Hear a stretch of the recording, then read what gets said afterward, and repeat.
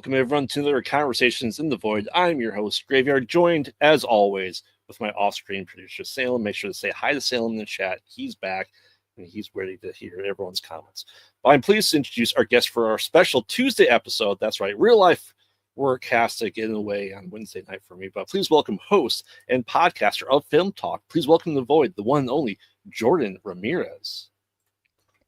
Hey, how are you? Good. How about you?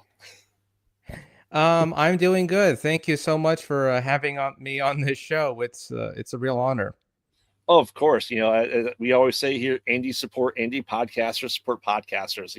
Just get other people in front of you here, and our normal viewers get to know you a little bit as well. So, Jordan, really, before we get into kind of like the meat and potatoes of the show, what really brought you into the world of even film or podcasting? It made you like, I need to write this down and talk about it. So in the world of film, I would say I like watching TCM Turner Classic Movies. They always brought out some of the best in film history. They sometimes do every October like something related to horror month or maybe related to Halloween month, and they got some good movies there. For podcasting, I used to do a show when I was at HCC called Film Talk, and I modeled my show after the great Robert Osborne when he was the then host of TCM, and God rest his soul. But he was always polite. He was always courteous. He always gave little factoids. So I wanted to do the same thing on my show. It was on for like maybe 2014 up until like 2017, and then I went on hiatus, and then I decided, you know what, I want to give it a shot because my grandfather loved listening to me on my radio show. Mm-hmm. So I ended up going back in 2022, and here I am doing my very own podcast. So that's why I thought it would be great to do it again, and I did.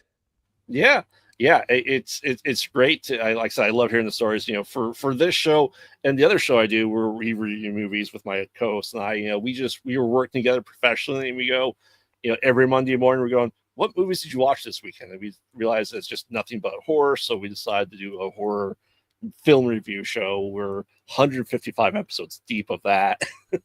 Yeah, it's That's great good. stuff. I love it. Mm-hmm. Yeah, Yeah. with your talking about like the classic, TCM and October and horror stuff like that. You've had your toes dipped into a lot of horror and even obscure horror that you've watched as well. Do you Yeah. have like the most underrated horror that you can think of that you just can't believe people haven't seen? For me, if I had to pick an underrated horror movie, maybe that nobody has seen, it would have to be the 1943 film version of The Phantom of the Opera with one of my favorite film actors, Claude Rains, as the Phantom in that version. Mm-hmm.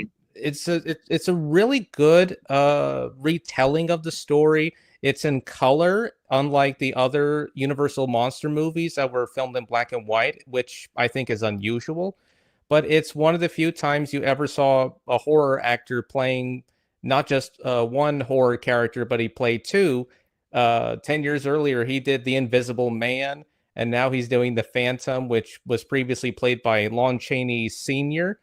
And I thought it was a really interesting film to watch because I loved the musical version that I saw when it was on the stage. So I thought back about this movie, and I thought it was something interesting and something that felt a little bit odd to me, but it's an interesting Universal monster movie that I got to see when it was on VHS that I got to borrow from the library. Yeah, that's awesome. I love the classic Universal monsters. I have them all on Laserdisc as well. And Oh, even the Lon Chaney Senior one, which is really hard to find, but I got mm-hmm. that too, just because it's the roots of horror and cinema. I mean, yes, Haxan and Nosferatu were before that, but Universal really put, I think, horror on the mainstream mind. Yeah. 20s, 30s, and 40s. Mm-hmm. Absolutely. That's awesome, and that those are definitely classics. now, kind of on the flip side, do you have anything that's horror that's maybe new or even older that you just go, you know what, this isn't for me. I don't understand why it's say making $2 billion as a franchise. uh, for me, the one thing I remember growing up in the 2000s, and maybe there were two genres I was familiar with that were sort of like mainstream with me and kids at my age in the 2000s decade. They were the raunchy comedies, and there were the splatter movies. And the Hmm. one of the movies that I never thought they would make more of these movies were the Saw films and the Hostel movies. And I keep asking myself, why do they keep making these movies? They were labeled as torture porn films, they were labeled as the splatter movies. And the 2000s, that was like sort of a resurgence of those types of movies that some of my kids may not have seen the movies, but they were familiar because they would keep merchandising the shit out of them, like toys, pencils, pens. They would have almost everything related to those movies, and kids would have them. Sometimes they would bring them at school, which I never understood why they did that. Yeah, it's I've used Saw and Hostel, all that stuff, kind of as like as America's answer to the new French extremities that were happening at that same point in time, because horror movies in America really went like teeny PG-13 horror and kind of lost that R-rated edge. This was Hmm. kind of that wild swing in the opposite direction. So no longer do we have disturbing behavior or it's all the other Hmm. PG-13 slashes that we got. But yeah, Yeah. that was definitely, the 2000s was definitely the decade of torture porn. Yes, it was. And I remember Universal. They would used to do like mazes and houses based on these movies, like the Hostel movies or the Saw movies. They would do like a haunted house or a maze based on these movies, maybe in the late 2000s or 2010s decade, and they would keep making more of them. Because they were going away from original idea. Well, they did some original, but they were more like licensing the rights to whatever horror movie was still out that they were trying to get a hold of to make these haunted houses and mazes. Yeah, yeah, those movies, especially Hostel, my wife refuses to watch just because she does not like that. Like I said, she maybe watched the first two Saws, and she watched the first Hmm. Hostel because she didn't realize how demented Eli Roth was at that point in time. And I just say the name Eli Roth, she goes, Nope, not watching it." Yeah. Yeah, absolutely. Now, Jordan, do you remember what your first horror movie was? So going back to what I said earlier, so my first horror movie was The Phantom of the Opera with Claude Rains.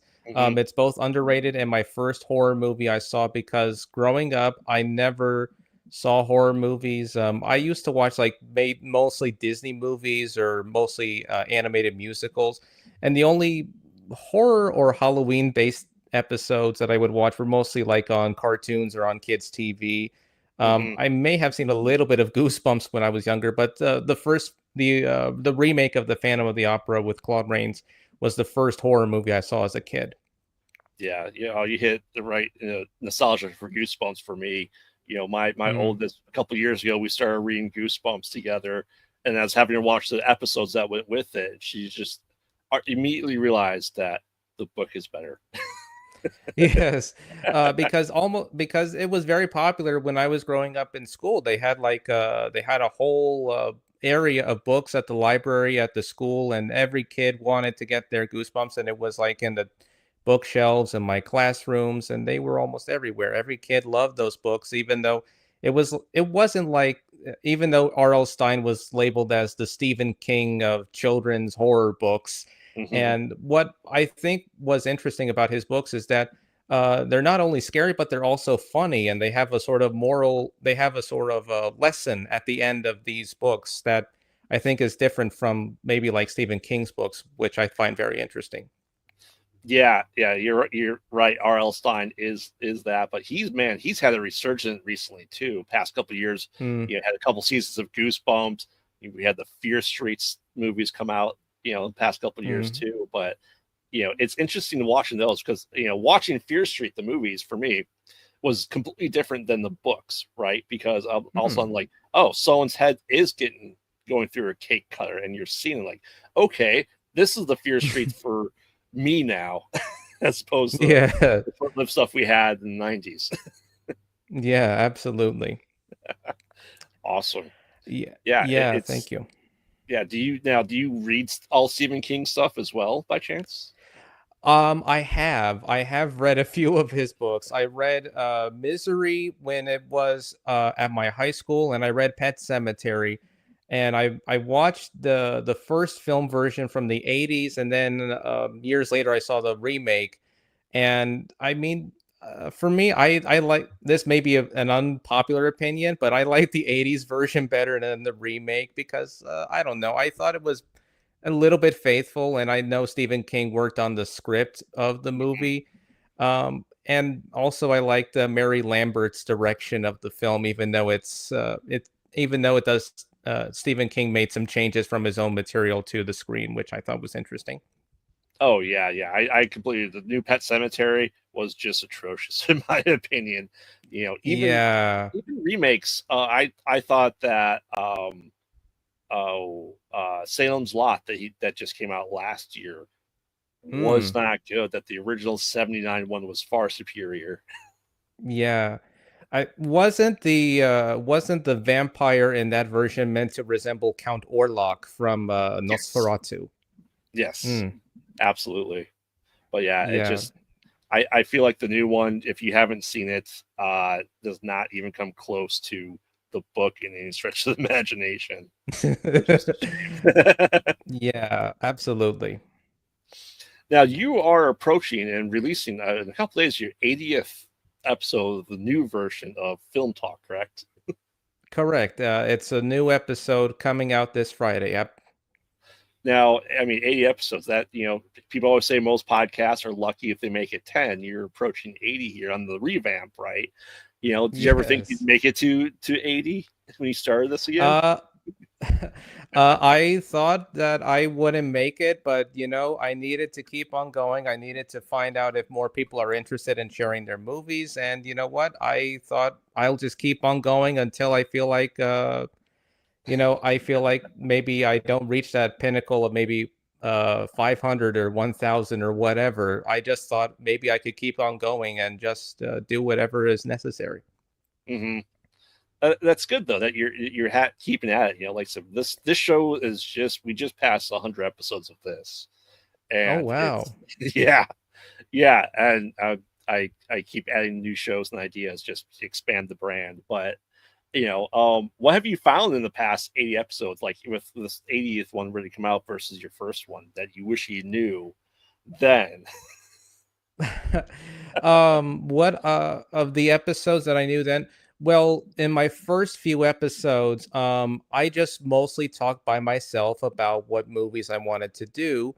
And had I thought about, starting the podcast when I revamped it, I would have just brought on some guests and talked with them instead of having me just alone talking with about it because for me it feels kind of like it feels like I'm talking to myself when I'm just doing it all alone and nobody else, and it feels like it's kind of lonely. So I thought I'd listen to other podcasts and see how they did, and it works better when you have a guest versus just doing it alone for me now that I think about it.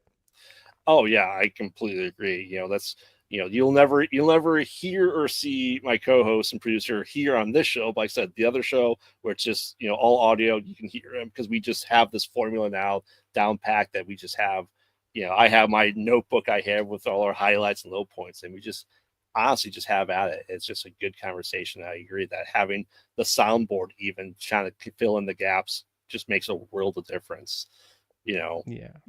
I stream online too, and for video games. And when there's no one in the chat, you're just talking to the camera. Maybe someone's listening, maybe not. But it makes video game streaming a lot easier too when you have chat there interacting with people. Hmm. It is. I prefer to chat with other people than just being by myself, I guess. Mhm. Yeah, I mean, I gotta give credit to like, I had the cinema snob on here a couple weeks ago, and he's just talking to himself, but he's made his entire career out of it. And just like Mm-hmm. kudos, to those people that are able to do that. Yes. Yeah. Yeah, I mean, so with your wide range of genres that you talk about, do you have like a preferred genre when you're kind of by yourself or when you're picking what film to talk about? For me, if I had a preferred genre, I usually like the thrillers or the mystery movies, like detective stories. And other times I would either like the movie musicals or the comedies. Horror comedies are also good too. I've seen a few horror comedies that are either that have a dark sense of humor or they're just meant to be like a parody, like the one I saw when I was in middle school, Abbott and Costello Meet Frankenstein, which I thought was a real good parody slash classic example Mhm. of how you blend horror with humor. Yeah. I love Abbott Costello. I think that Mel Brooks did great too with Young Frankenstein and Dracula Dead and Hmm. Loving It as a good Yeah, absolutely. horror parody. Hmm. Hmm. Now when you're picking the film, so does your guest typically bring the film to you and then you guys sit there and watch it and discuss it, or do you have the film idea and then someone comes on and talks about it with you? So how it works is I have a guest form and I ask the guest whichever film they prefer to talk about, they would bring it to me. And then if they had like more than one film, I would have to pick from that list and then, okay, we'll discuss it because maybe I haven't seen this film, maybe I haven't discussed it. And Mhm. then I would have the guest come on. And after we both watch the movie, we talk a little bit more about like, what they liked about the film, what were their favorite lines or scenes, or what were their favorite moments from watching this movie. So I think so. That's how it works. I just send them a list, or I just send them the form. They give me sort of a list, and then we talk from there. And that's basically how it works. Nice. Now, have you ever had multiple guests have the same talk about want to talk about the same movie, and you kind of like say, "No, we've already talked about that on the show." Has it happened yet? It happened once when I had one of the guests brought up one of the movies that I discussed on my show, and I told them, okay, how about you bring up another movie that maybe I haven't talked about that maybe you wanted to share, and then previous episodes ago, I had a guest on. I think it was for the Big Lebowski episode. I had him, and he brought along another guest of his. Uh, whom he officiated his wedding, and it was the first time I saw this movie, and it was a very fun episode, and it was one of the few times I ever had to bring on an invite for two, not only the first guest but also the second guest who were talking about the same movie, and it was a really fun experience to do it. Yeah, yeah. We've only had multiple guests here a few times, and it's a whole different dynamic with multiple people as well. Yeah. So have you been Big Lebowski, big surprise for you? Has it what's been the most surprising movie that you just realized, like maybe an older that you like, I wish I had seen this years ago? Oh my goodness. Of all the movies that my guests have brought on, I would have to say the one where I had my very first guest was the movie Arrival. Was the very first time I saw the movie, and I did not realize it was this good because when it came out, I thought it was just going to be this, big budget space action film that was focused on like the whole cliche of science fiction movies where aliens land on Earth and the military arrives and they have to shoot the aliens down. And when I saw it for the first time, it was the complete opposite of it. It was subverting all my expectations. Yeah, it is definitely a great film. And Hmm. we are talking about doing a show called Whispers from the Deep, where I want people to bring me their underrated, obscure horror gems, and just to be able to Mm. watch that and do the same idea. Now, have you ever just gone after a film? You don't have to say which one it is. Just going, why did I watch this piece of crap? um, maybe once or twice, but I never tried to bring it up to the guests because I feel like I would hurt their feelings and so on and so forth. So I don't want to hurt. I don't want to make them feel bad that they brought something that to me feels like a bad movie that I saw. So yeah. Okay. Yeah, it's we keep this our show separate right now because I make independent horror movies right now as it is, and so I never Hmm. review independent horror films on our normal show just because we go after big blockbuster M Night Shyamalan type people, also M Night Shyamalan, and they kind of Yeah. just view it from a scrutinous eye. Now, do you ever find yourself able to enjoy the movie while not preparing for the show? Uh, Sometimes yes, and sometimes no. When I just go in, I go in fully blind. Like maybe some of the movies that they recommend to me, I'm like, I never heard of this film, so I'm gonna go in it fully blind. I don't want to know about what the information is. I just want to know what it's about. And then when I watch it for the first time, I'm like, okay, I didn't expect this movie to be like that. So it's pretty interesting that they brought this up, but I'll make it work. Yeah. Yeah, I get that. For me, sometimes I have that issue, especially like when Alien Romulus came out, we had to go see it multiple times. Once to enjoy it as Alien franchise fans. Second Mm-hmm. time because IMAX broke on us, we had to go see it again. But the third Mm. time was for the show to review it, and it was hard for part of me not to just go start taking notes mentally, but I'm like, all right, it's a setback, enjoy the movie for what it is, and then go back and kind of scrutinize it a little bit. Yeah. So do you have like a format in mind that how long you want to keep this going for? I know you said as long as you keep going. Do you ever gonna think you're gonna run out of movies to watch? I mean, obviously, I don't think you will, but I don't think I have a format of when to end it. Just maybe when I feel like maybe when I feel like I've run out of ideas, or maybe when I feel like if I couldn't find enough guests to talk about their favorite movies, and I feel like maybe it's time to put it to an end. But right now, I feel like I want to keep on going. hmm now for October, as October is rapidly approaching, do you focus more on horror films in the month October with your shows?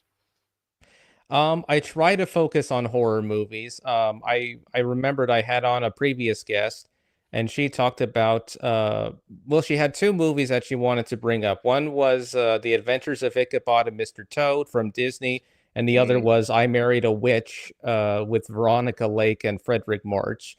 So I'm thinking maybe if it comes to October, I could ask some of the guests whom I had on the show if they are available, if they wanted to do something related to that. So yeah, we'll keep that open.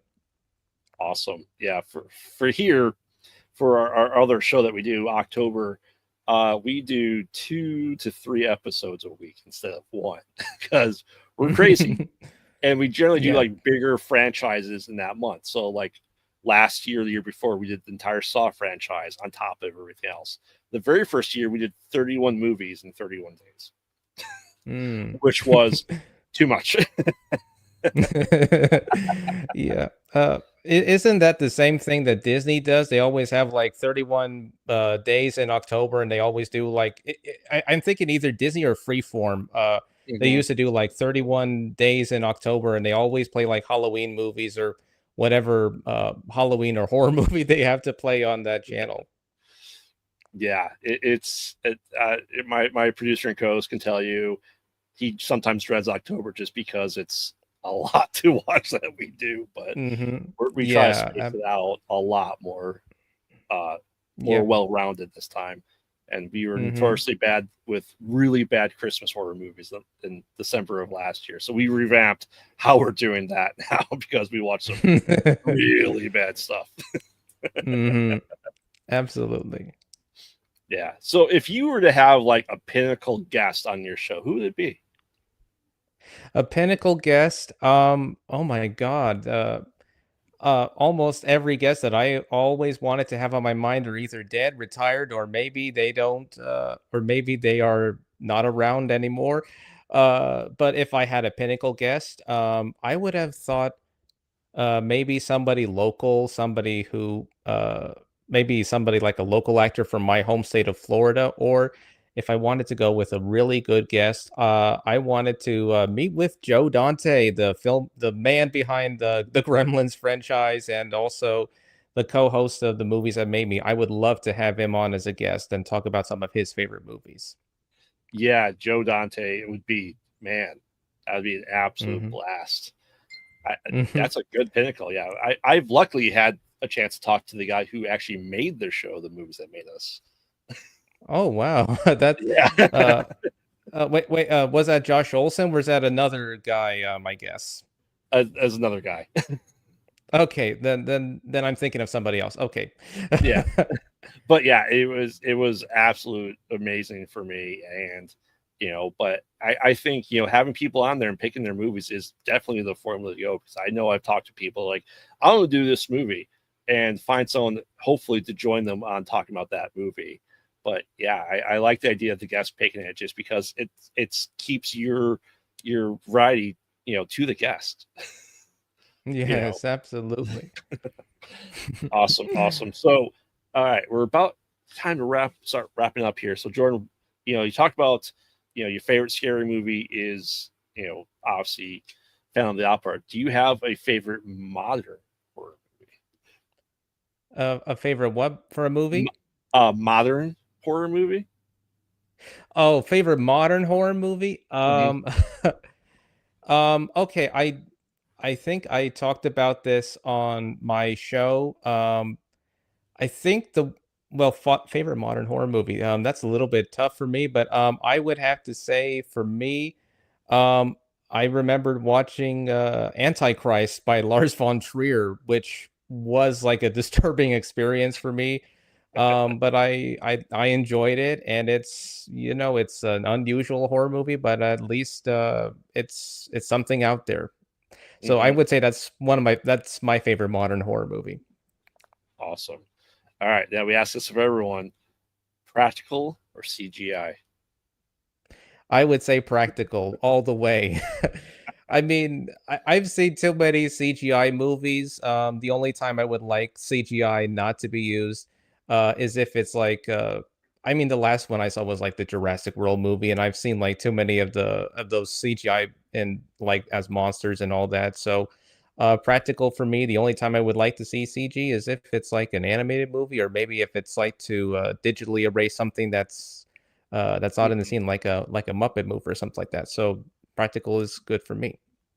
Oh yeah, it's over 100 people have said practical, so it's Yeah. amazing, especially with the wide berth of guests that we have, for people that have been doing it for 40, 50 years, to newcomers that still say practical.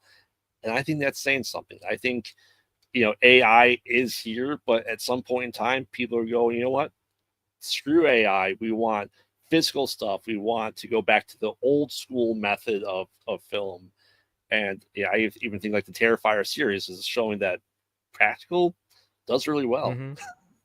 Yeah. It's better with practical than it is with AI, in my opinion. I love it over that. Yeah. Now, Jordan, is there a particular movie that you would love a guest to bring on to discuss? Like, you have like your movie that you just really go, you know what, I really want to talk about this movie. Hopefully, someone brings it Okay. Oh my gosh, there's almost a lot of movies that I haven't seen that I would love my guests to bring up, but if it's something I really wanted to watch, it would have to be the Tin Drum from Germany from the late 70s. It's a really interesting movie, but if they're into like German cinema or maybe Russian cinema or whatever, it's like I'll see whatever guest would bring that up. So yeah, that's one of the movies I wanted to bring one of my guests to bring up. But yeah, up. Just put it out there. Say, hey, I want to discuss this. Who wants to discuss it with me? Then you can maybe do it if no one else brings yeah. it up. Yep, I'll see. Yeah. Yeah, absolutely. That's what I would like to work on. Awesome. So, any advice for people getting into podcasting that you can give? So my advice is, if you have an idea, if you want to pursue it, don't if you have an idea and you want to pursue it, don't think about too much of the financial burden or any barriers that prevent you from doing it. Just go out, get yourself a laptop or an iPhone, record yourself, reach out to people, ask them what is the best way you want to reach out to people, make friends, and come up with a great idea that would be a topic for your podcast, and lean onto your favorite subject that maybe others can relate to, that maybe others can rely on. So that's my best advice for them. Just give in to your passion, your dreams, and don't take it too seriously, because if you do take it too seriously, it could take over basically. Oh, for sure. Yeah, I used to do 7 to 8 shows a week a couple years ago, and that was way too much. Took it Yes. way too seriously, and now I'm just having fun with it. So, Yeah. all right, Jordan, Absolutely. you ready for your random horror trivia question? I'm ready as I will. All right.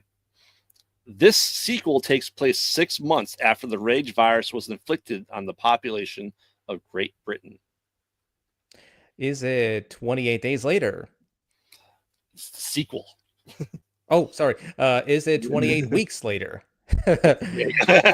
Yes. uh, Awesome. okay. Awesome. So, Jordan, Thank you. before we go, where can people find you, follow, and learn all about you and your shows?